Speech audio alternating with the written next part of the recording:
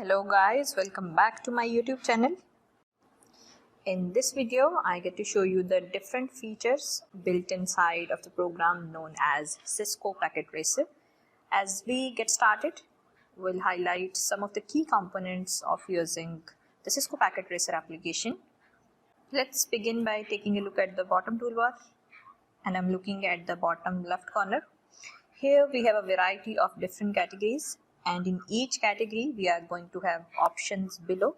For example, the default category is network devices, that's selected by default. In the network devices category, we'll find the subcategory of routers. With routers selected, we'll see a variety of different model routers available for us to put into our topology. If I click on the next item, it's switches inside of our network device category, and then my list will now contain network switches that I can deploy inside of my topology above. The next category is hubs, followed of course by wireless devices, including then the next category. The next category is hubs, followed of course by wireless devices, including then the next category of security, and then finally is WAN emulation for our wide area networks. Outside of the network device category, we can find the next main category of end devices. If I click on end devices, our default subcategory is in end devices of different types of hosts and other equipment we can put on our network. There is another subcategory for end devices, which is home, and this brings in a lot of our smart network devices, IoT devices. We can go further by looking at city-wide devices, which are under the category of smart city with the end devices. If we continue on, the next component will be industrial, and then even power grid, all bringing some great features into Cisco Packet Tracer. And the type of devices we can deploy in a network. To go even further into the realm of Internet of Things known as IoT, we have another main category known as components. And in components, you'll find a bit of different boards. Also, we have another subcategory for actuators and even sensors. This can be deployed in a network just like what we are doing now. To interconnect your devices, we'll be utilizing the connection category. In the connection category, we have two subcategories. We have connections, which is a common type of cabling, but also another subcategory is structured cabling. And here you will find items that are available in physical view of Cisco Packet Tracer, and these will include patch panel connectors and wall mounts. The next category is miscellaneous, and here we will find some custom made devices with components already installed. Lastly, the category of multi-user connection allows us to interconnect our Packet Tracer instance with others across our local area network or even a wide area network connection.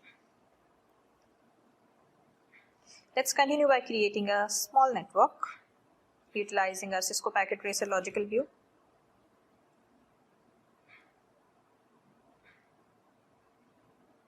By default, we can see our Packet Tracer here has opened in the logical view mode. This is where we can build a logical topology. I'm going to select the main category in the bottom toolbar of network devices. The default section again is routers, and I'll go ahead and take a look at the routers available. At this time, I may want something like a 4331 Cisco router, and I can click on that, and then I can click in our logical topology. I can continue by deploying now a network switch. I will click on the subcategory for switches. Then I'll click the first switch available. I will then click on my logical topology,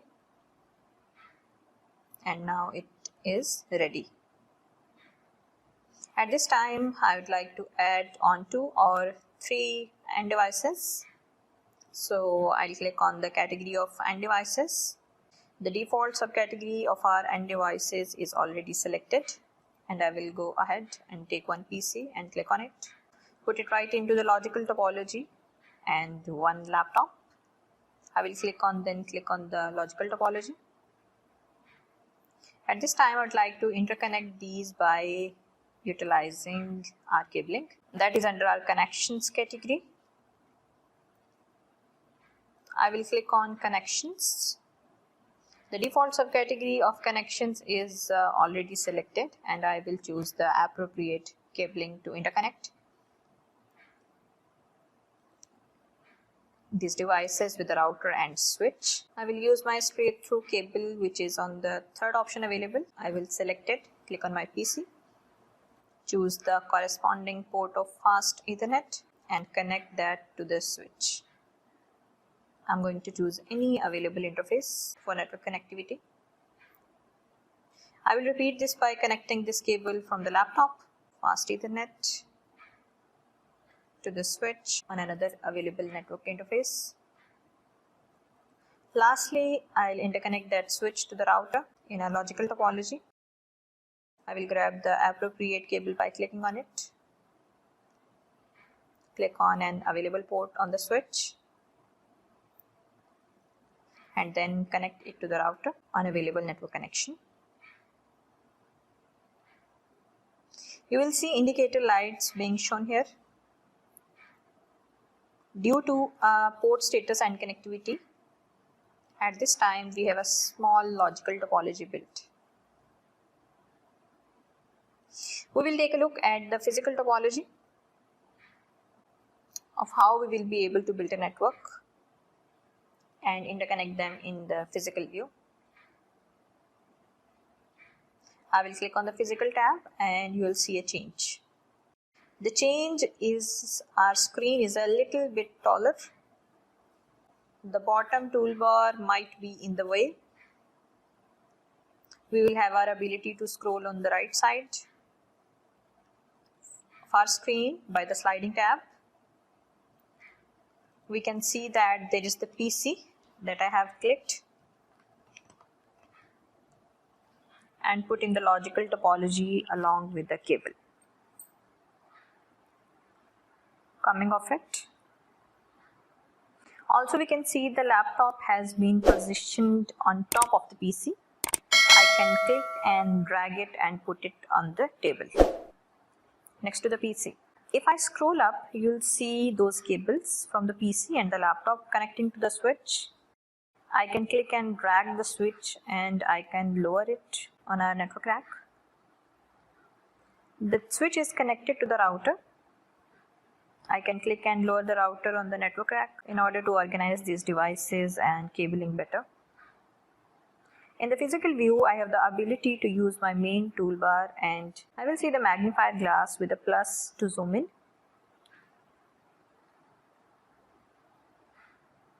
Now you have a better view of the physical router with the cable that connects to the physical switch. And then if I scroll down, the physical switch with the two connections to the devices down below.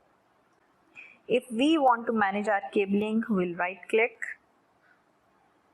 on our network cable with these three options.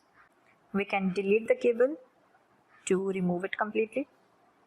We can color the cable a different color so we can identify the cable and thus identify any device identified by that cable easier. Or we can select manage cable, which will take the cable and will put it away nicely, which provides us a nice and tidy workspace. In the real physical world, that would allow us to organize our cabling, secure them appropriately and keep them from disconnecting or from being crimped. We cannot use manage cable at this time for any devices sitting on a table or on a shelf. We can only use this manage cable option when devices are on our network rack on the left side. At this time, I'll scroll up to the top and you can see that we have our switch and our router. I can right click on the switch and I can say manage all cables on device. When I select that, you will see that the cable link between the switch and the router looks like it disappears. Instead of it just keeping our cables nice and tidy between the actual switch connection to the upstream router connection. If I right click on that switch again, you will see we have the options to inspect front, inspect rear, to delete the device or unmanage all cables on the device as well. By unmanaging all cables on the device, we see the interconnected cable between the router and the switch reappear hanging down on the front of our network rack. If I right click on that switch and select inspect front, we'll get a closer view of our network switch. Again, we have our magnified glass option to zoom in. I will click on zoom in and then I will scroll to the right and down with my packet tracer window. We can see that I have port 10 on the switch connected to a device. If I hover over that connection, we'll see it's connected to device PC0. We'll also see there is a link light on for port 20. If I hover over that connection, we'll see that this connection goes down to the laptop. And lastly, if I hover over the gigabit connection on the far right side of the switch, we'll see that this connects to device router 0. This is great information for us to be able to document and visualize our interconnected physical network. But also, if I close this off, again we can just follow those cables and see where the interconnect to the devices. If I right click on the switch, we can also select inspect rear. When we click inspect rear, we will get a rear view of the Cisco switch. Again, I use magnifier glass and we will be able to click and zoom in. Here we will see the console connection for us to complete our initial configuration of the switch. Also, you'll notice that there is no power button on the Cisco switch because the Cisco switch is automatically powered on once it is connected with a power cable. To remove power, we would unplug the Cisco switch from any power source. If I scroll back to the left side, we can do the same with router 0. We can right click and inspect front, and we can zoom in and get a better view of the Cisco router and any connections as well as any available slots that we can install any new components or additional features on. I can right click on the router again and click on inspect rear, and again I'll zoom in, and here on the router we can see that we have an aux port, we have our console port, as well as we have a management interface. On the right side we'll see that we have a power button and the current status of the router is powered on, and the power is now disabled for the router. I click it on again and now the router is actually booting up since it has received power. I will click the X to close the rear view of the Cisco router. If we want to deploy new devices onto this current physical topology, we will use our bottom toolbar. I will select End Devices, and in the End Devices subcategory, I would like to deploy a server. I can click on the server and I will click on the network rack. That server is now deployed on the network rack. We can see that it is powered on and that we have a network interface ready for connection. I will go ahead and click on connections, and I will click on a straight through cable. When I click on this straight through cable, I will click on the network interface card for fast Ethernet 0 of the server, and then I will click on any port I would like to connect to it. If you want a closer view of what port I am connecting it to, I can always right click on the switch and click inspect front and zoom in for a closer view. With the zoomed in front of the switch, I can easily identify which port of the switch I would like to connect to.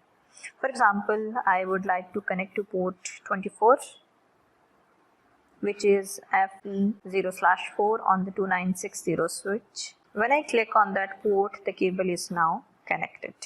If you feel that the cable is getting lost, you can always right click on that cable and change the color. As we mentioned earlier, I can make it red, for example, and click OK. And now it's much easier to find the connection from the server to that Cisco switch. This is the power of Cisco Packet Tracer utilizing the logical and the physical views. Please practice and enjoy using Cisco Packet Tracer for all of your network configuration and for any scenarios that you could possibly imagine and build. Thank you so much for watching.